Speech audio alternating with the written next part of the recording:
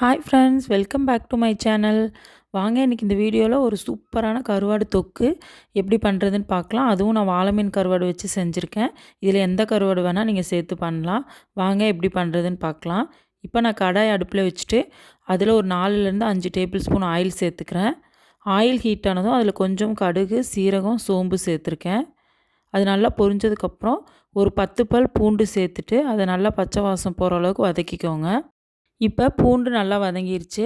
இப்போ வந்து நான் ஒரு பச்சை மிளகா, கொஞ்சம் கருவேப்பிலை சேர்த்துருக்கேன். நீங்கள் காரத்துக்கு தகுந்த மாதிரி பச்சை மிளகா சேர்த்துக்கோங்க. இப்போ ஒரு பெரிய சைஸ் வெங்காயம் எடுத்து அதை பொடியாக கட் பண்ணி சேர்த்துருக்கேன்.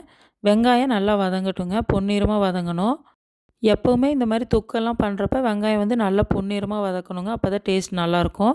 பாருங்கள், இந்தளவுக்கு நல்லா வதங்கிருச்சு. இப்போ வந்து நான் 2 பெரிய சைஸ் தக்காளி எடுத்து மிக்சியில் பேஸ்ட்டாக அரைச்சி சேர்த்துருக்கேன். மீடியம் சைஸ்னால் 3 எடுத்துக்கோங்க. இப்போ தக்காளி நல்லா வதங்கணும், ஆயில் பிரிஞ்சு வரணும். பாருங்கள், இப்போ 1 நிமிஷம் ஆயிடுச்சு. நல்லா எண்ணெய் பிரிஞ்சு வந்துடுச்சு. இந்தளவுக்கு தக்காளி நல்லா வதங்கினதுக்கப்புறம் நம்ம மசாலா சேர்த்துக்கலாம்.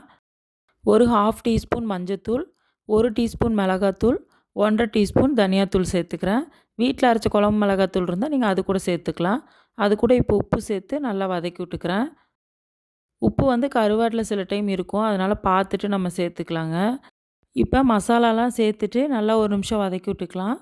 பாருங்கள், இப்போ நல்லா எண்ணெய் பிரிஞ்சு வந்துருச்சு.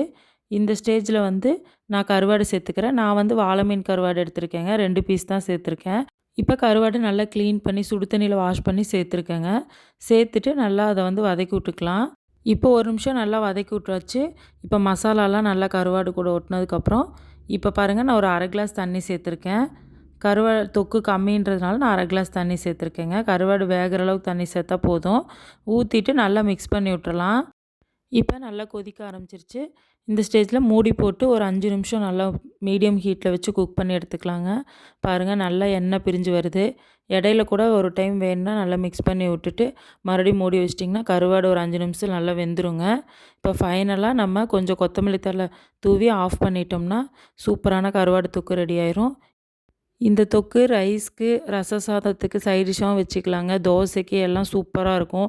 ட்ராவலுக்கு எடுத்துகிட்டு போகிறதுனா கூட எடுத்துகிட்டு போகலாம். கஞ்சி, இப்போ மார்னிங் பழைய சாதத்துக்கெல்லாம் வந்து சாப்பிட்றதுக்கு ரொம்ப அட்டகாசமாக இருக்குங்க.